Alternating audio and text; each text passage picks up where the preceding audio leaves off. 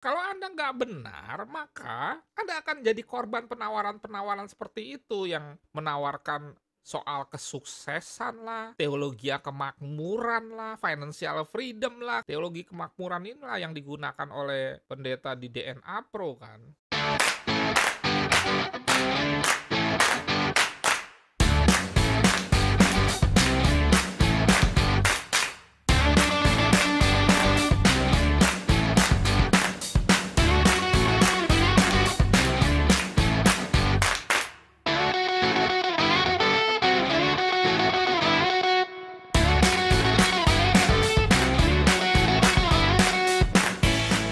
Jadikanlah seluruh dunia sultan-sultanmu. Mohon maaf, dodol banget itu orang gitu loh. Pakai-pakai agama, pakai-pakai ayat.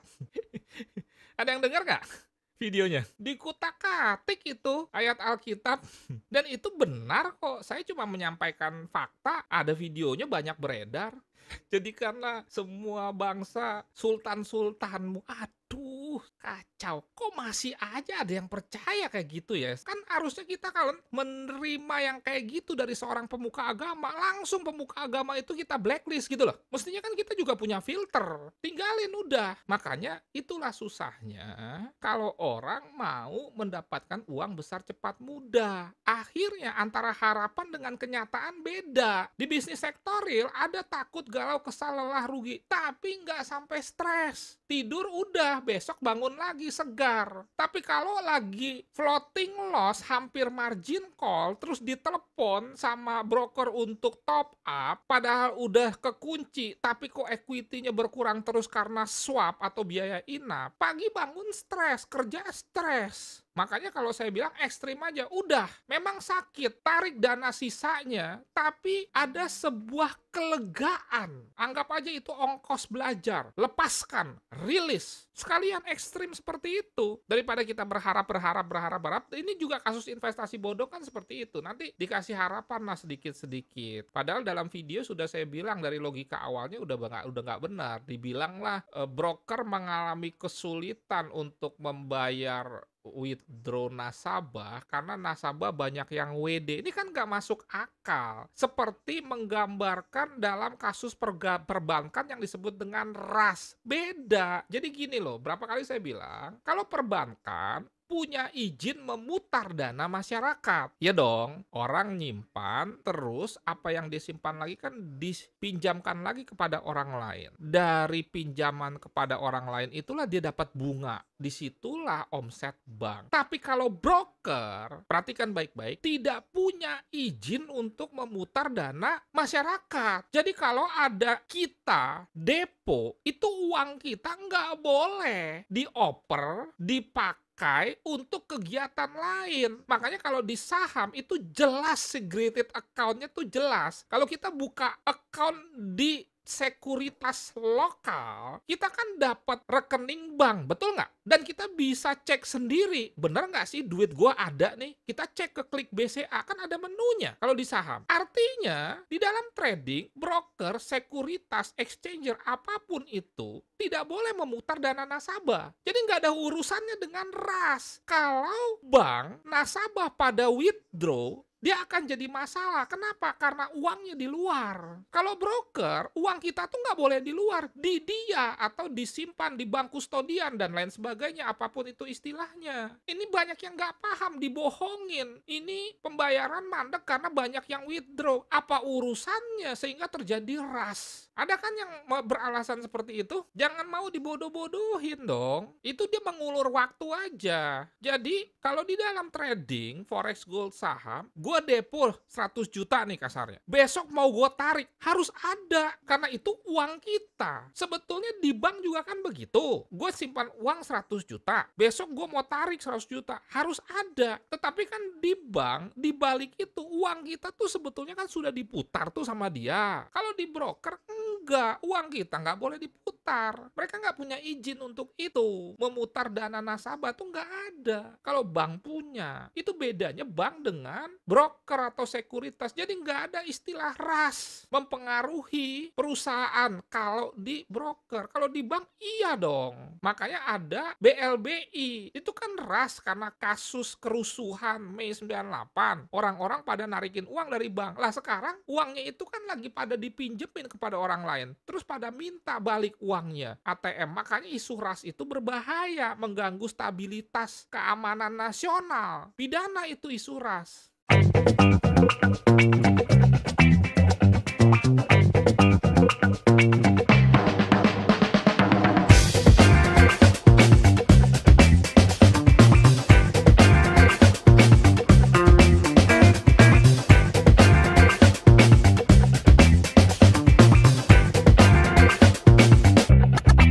Are you ready?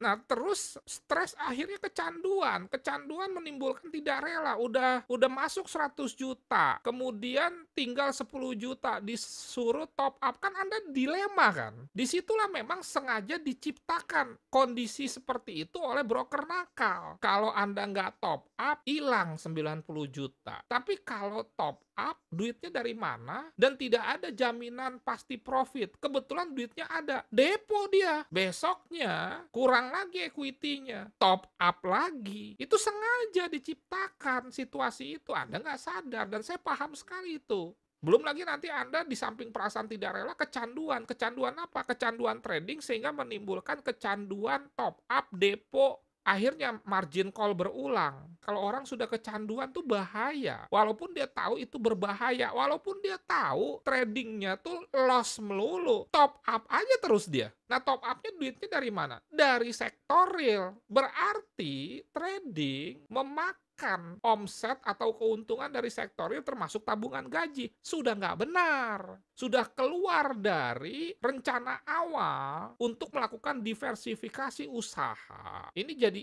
injek kepada usaha baru tersebut. Usaha baru itu harusnya injeknya 1-2 kali di awal aja. Jangan terus-terusan dong. Yang jelas harus ada keseimbangan antara kaki-kaki kuda-kuda, pondasi, dasar struktur dengan metode. Metode ini model bangunan, model mobil, teknik, bentuk, dan lain sebagainya. Coba Anda lihat ya, kalau kaki-kaki mobil Anda, shock breaker, long terot, short terot itu nggak benar, maka kan sebagus apapun model mobil Anda, maka dia menjadi tidak aman. Soal keamanannya dulu yang penting. Karena model tidak terlalu berhubungan dengan keamanan. Yang berhubungan dengan keamanan itu adalah pondasi, kaki-kaki, struktur. Dan Anda pakai metode apapun, sejauh kaki-kaki pondasi Anda kuat, maka resikonya akan tertekan. Keamanannya akan lebih tinggi. Bisa diterima ya, ilustrasi atau analoginya ya. Coba kalau struktur rumah Anda nggak benar. Anda mau gayanya Mediterranean, Anda mau minimalis, Anda mau klasik, Anda mau apapun bentuk rumah Anda,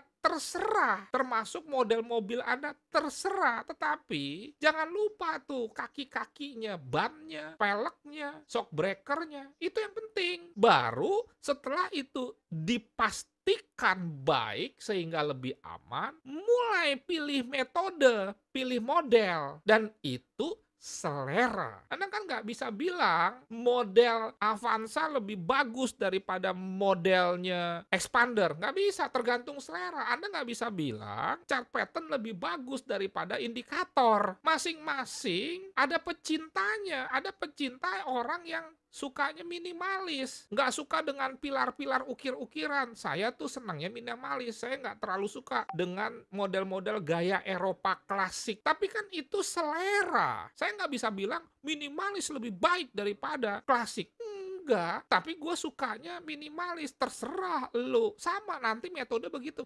Tetapi intinya, kuda-kuda kita sama loh. Sama-sama kuat untuk menopang bangunan ini. Kuda-kuda itu apa? Sekali lagi, mindset, psikologi, time management, risk and money management.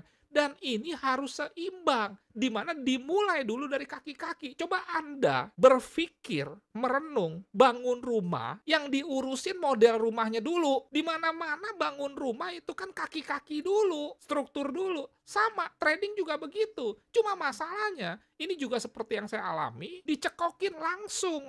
Analisa teknikal, trend, support, and resistance, nggak bisa. Jika hanya metode yang membuat orang bisa mendapatkan uang besar cepat mudah dari trading, maka jajaran orang terkaya di dunia akan didominasi oleh para trader kenyataannya. Kita bisa cek, jajaran orang terkaya di dunia berapa orang yang trader. Bisa Anda cek nih, nggak banyak. Nah kalau trader-trader 62 yang nawarnya profit 30% sebulan, 100% sebulan, kok dia nggak masuk jajaran orang terkaya di Indonesia? Kan nggak logik. Tetapi jangan juga bilang karena nggak masuk jajaran orang terkaya di Indonesia di dunia, bisnis ini menjadi tidak worth it. Itu ngaco. Kalau Anda punya bisnis yang bisa membuat anak-anak Anda kuliah dengan baik dan akhirnya berkeluarga, Anda hantarkan mereka sampai berkeluarga, misalkan Anda buka bengkel, Anda kan nggak masuk jajaran orang terkaya di dunia, tetapi bisnis ini kan worth it. Makanya otaknya atau pikirannya jangan kaya atau masuk orang terkaya di dunia terus. Bukan. Yang penting bisa untuk hidup. Paradigmanya begitu dong. Dan itulah sukses. Kalau Anda buka bengkel, anak-anak Anda semua bisa Anda nikahkan dengan baik, itu kan sukses. Nggak harus Ferrari dong. Karena nggak semua orang bisa dan mau cocok Ferrari. Sama juga, belum tentu semua orang bisa mendidik anak-anaknya dengan baik. Jadi paradigma suksesnya itu harus diubah. Dan jangan